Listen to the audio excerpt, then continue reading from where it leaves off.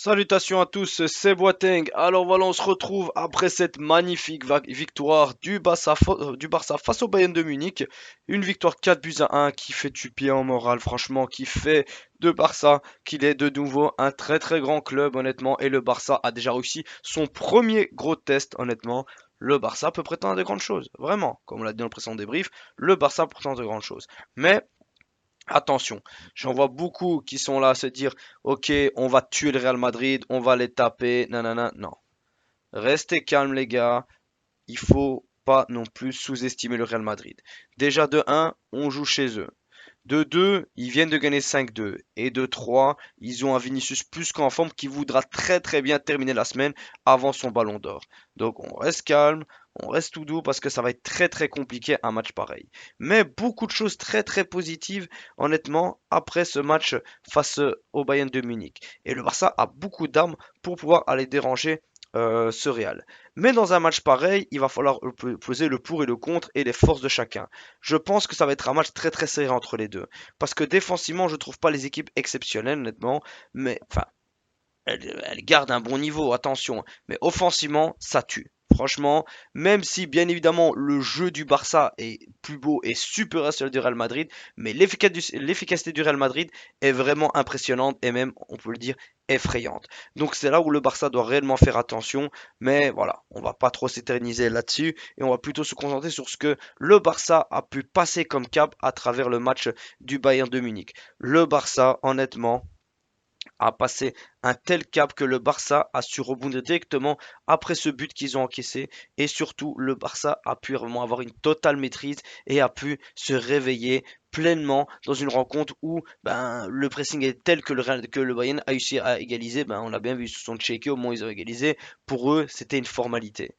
Donc, il faut se dire réellement que maintenant, on a des grosses armes pour déstabiliser toutes les équipes. Sachant qu'en plus, tu as fait Frenkie de Jong qui revient de blessure, Dani Olmo, enfin voilà, toutes ces équipes qu'il faut, tous ces joueurs qui font que tu peux vraiment prétendre à de grandes choses parce qu'on a quand même pété le Bayern avec une défense B quasi. Enfin, moitié B, moitié A. Et donc, qu'est-ce qu'on devrait faire? Quel compo on devrait mettre face au Real Madrid? Personnellement, moi je pense que j'irais plus sur Dani Olmo. Je commencerai avec Dani Olmo face au Real Madrid. Après, je mettrai Fermin Lopez. Mais je garderai bien évidemment Casado, Pedri et Dani Olmo devant. Franchement, je partirai là-dessus. Et bien évidemment, l'attaque et la défense, je garde la même avec Iñaki Peña au goal. Il y a encore du boulot. Vraiment, il y a encore du boulot de la part du Barça. Mais le Barça ne doit pas jouer de la même manière par rapport au ballon long parce que le Real Madrid ne va pas venir nous chercher. Le Real Madrid va vraiment nous attendre et il faudra vraiment que dans le jeu, on produise beaucoup mieux face au Real que ce qu'on a produit face au Bayern de Munich. Au Bayern de Munich, on a bien vu, c'était des ballons longs et on les a tués comme ça. Après, c'était stratégique, c'est ce que le Altiflick voulait. Mais là, contre ce Real Madrid, il va falloir que dans le jeu, on les tue comme on tue toutes les autres équipes de Liga. Je pense pas que les ballons longs, autant pour moi, passeront, les passes en profondeur non plus. Enfin voilà, ce sera les mêmes, vous me direz. Mais il faudra réellement répondre présent sur le fait que il faut absolument, mais vraiment absolument, qu'on puisse vraiment jouer au maximum, contrôler le milieu de terrain au mieux, et surtout même vraiment projeter nos individualités, mais combiner avec le collectif. Parce qu'on a bien vu que Lamine Yamal, il nous a pas non plus fait son meilleur match. Mais t'as vu comment il t'a tué, comment il t'a tué Alphonso Davies, comment il t'a massacré Gnabry. Tout ce qui était son passage, il les a tués. Eh ben, je veux pareil face au Real Madrid. Je veux qu'ils tremblent quand ils sont en face de Lamine Yamal. Pedri, pareil, je veux que tu les travailles. Je veux que ce soit un massacre ce match. On doit les tuer, il y a moyen. Mais chez eux, c'est compliqué. Objectivement, je pense qu'on partira sur un match nul dans ce match-là. Mais il faut tenter quelque chose au maximum et les tuer. C'est possible. Vraiment, c'est possible de les tuer. Et là, le Barça aura passé un très très grand cap. Et je le dis, si on arrive à battre le Real de ce week-end, on est champion quasi. On est quasiment champion. Tu passeras 6 points d'avance. Tu aurais le droit à 2 faux pas. Et encore, même, voilà, même 3, enfin 2 faux pas, puis après, au troisième, ça se payerait cash. Mais voilà, tu aurais deux longueurs d'avance sur eux. Donc, c'est l'occasion au jamais. C'est l'occasion au jamais pour les tuer, honnêtement.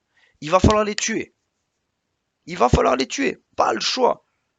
Mais il faudra être solide défensivement, faire attention au piège du jeu parce que Vinicius va se nourrir de ça, honnêtement. Il va être plusieurs fois au jeu, je le pense, mais il pourrait réellement nous tuer. Et surtout qu'Elsifique, là, maintenant, bah, va affronter un très très grand coach. Il va affronter quand même Carlo Ancelotti, auquel, voilà, bah, face au Bayern, bah, t'avais Compagnie qui, juste à part Burnley, n'avait rien connu de foufou, honnêtement, et Anderlecht. Donc là, il faudra réellement répondre présent. On a des armes, on a de grosses forces, on peut aller chercher quelque chose. On peut vraiment aller chercher quelque chose.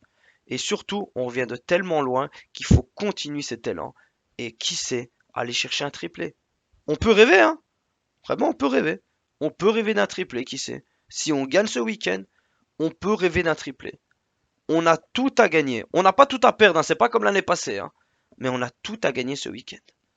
Et si on perd, voilà, ils reviendront, ils seront à égalité avec nous. Ils passeront devant au classement, malheureusement, par confrontation directe. Mais le championnat ne sera pas fini. Mais ça risque d'être très compliqué. Faudra pas faire le moindre faux pas.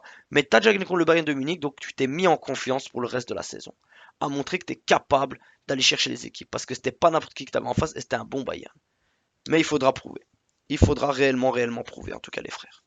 Voilà les frères, c'était une petite vidéo assez courte pour le match qui va nous opposer face au Real Madrid. On est très content de cette victoire face au Bayern de Munich. Le travail a payé, la confiance est là. Et franchement, ça fait plaisir.